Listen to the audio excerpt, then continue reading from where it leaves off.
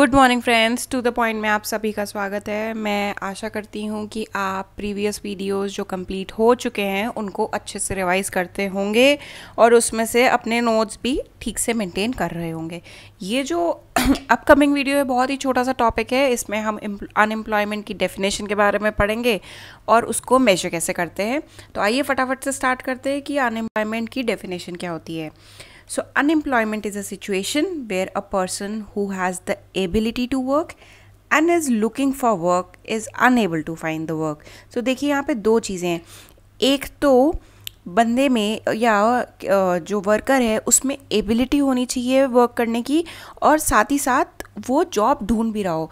ऐसा नहीं होना चाहिए कि पर्सन में एबिलिटी तो है वर्क करने की लेकिन अगर वो जॉब ढूंढ ही नहीं रहा है तो वो अनएम्प्लॉयड थोड़ी है। मान लीजिए कि मेरे में एबिलिटी है किसी कॉर्पोरेट में काम करने की, लेकिन अगर मैं जॉब ढूंढ ही नहीं रही हूँ, मैं जॉब सीकर नहीं हूँ, तो क्या मैं अनएम्प्लॉयड कहलाऊँगी? नहीं। ये सिर्फ वही लोग अनएम्प्लॉयड कहलाते हैं जिनके पास एबिलिटी है वर्क करने की और साथ ही साथ वो जॉब ढूंढ भी रहे हैं पर उनको जॉब मिल नहीं रही है। ऐसे ही लोगों को अनएम्प्लॉयड की कैटेगरी में डाला जाता है। रेस्ट ऐसे लोग, चलो मान लीजिए अगर दूसरी सिचुएशन ये है कि मैं I am looking for the job but मेरे पास एबिलिटी नहीं है जॉब करने की, तो क्या मैं अनएम्प्लॉयड मानी जाऊंगी? नहीं। सो अनएम्प्लॉयड होने के लिए आपके पास एबिलिटी टू वर्क होनी चाहिए प्लस विलिंगनेस टू वर्क होनी चाहिए। मतलब आप काम करना भी चाहते हैं, आप काम ढूंढ भी रहे हैं। ऐसा नहीं है कि सिर्फ एबिलिटी है और आप काम नहीं ढूंढ रहे तो आप अपनी मर्ज़ी से अनएम्प्लॉयड है। आप मर्ज़ी है, आप काम नहीं कर रहे हैं। ऐसा नहीं है कि आप काम करना चाहते हैं लेकिन आपको काम नहीं मिल रहा है। ऐसी सिचुएशन जहां आप काम ढूंढ रहे हैं और आपको काम नहीं मिल रहा है, उसी केस में आप अनएम्प्लॉयड की कैटेगरी में फॉल करते हैं। Unemployment is an indicator of health of an economy.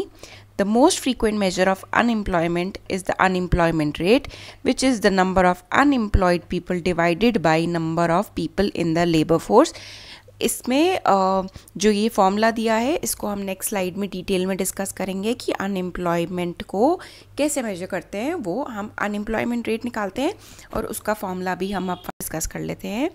जो है कि NSSO जो कि हमारा नेशनल सैम्पल सर्वे ऑर्गेनाइजेशन है, वो कैसे डिफाइन करता है एम्प्लॉयमेंट एंड अनएम्प्लॉयमेंट को on the basis of working जो मतलब एम्प्लॉयड है, सीकिंग और available for work that is unemployed and neither seeking nor available for work. तो ये इंडिविजुअल्स को तीन कैटेगरी में डिवाइड करता है। फर्स्ट जो होते हैं एम्प्लॉयड मतलब जिनके पास जॉब है, दूसरे जो जॉब ढूंढ रहे हैं, ठीक है। तो ये जो 1 और 2, और अगर ये इसको 1 लिख देते हैं और ये 2, तो फर्स्ट और सेकंड को जब हम प्लस करते हैं तो ये क्या आ जाता है हमारे पास? Labour force. जब इन दोनों की पॉपुलेशन को हम प्लस कर देते हैं। और थर्ड कैटेगरी है जो ना ढूंढ रहे हैं जॉब ना ही अवेलेबल है वर्क के लिए, तो ये तो हो गई थर्ड कैटेगरी। तो जब हम फर्स्ट और सेकंड को प्लस कर देते हैं तो हमारे पास हमारी टोटल लेबर फोर्स आ जाती है जो कि यहाँ पे लिखा है। The first to constitute labour force and unemployment rate is the percent of labour force that is without work. तो अनएम्प्लॉयमेंट रेट क्या हो गया? तो टोटल लेबर फोर्स तो आ गया आपका डिनोमिनेटर में, और टोटल लेबर फोर्स कैसे आया था? फर्स्ट और सेकंड को प्लस करके, और न्यूमरेटर में क्या आएगा? अनएम्प्लॉयड वर्कर्स जिनके पास जॉब नहीं है बिल्कुल भी। तो ये इसको अगर मैं लिखना चाहूँ सेकंड डिवाइडेड बाय 1 + 2 जो कि यहाँ पे है, ये है। तो सेकंड तो हो गया अनएम्प्लॉयड वर्कर्स डिवाइडेड बाय इन दोनों को प्लस करके जो आएगा वो हम डिनोमिनेटर में लिख देंगे इनटू 100। तो उससे क्या आ जाएगा? आपकी कंट्री का अनएम्प्लॉयमेंट रेट आ जाएगा। इतनी सी बस ये डेफिनेशन थी, इतना सा इसका ये मेजरमेंट था। बहुत ही छोटा सा कॉन्सेप्ट था जो हमने पढ़ के ख़त्म भी कर लिया है। इसको एक बार फिर से रिवाइज कर लीजिएगा माय डियर फ्रेंड्स, ताकि आप इसको कभी भूलें ना।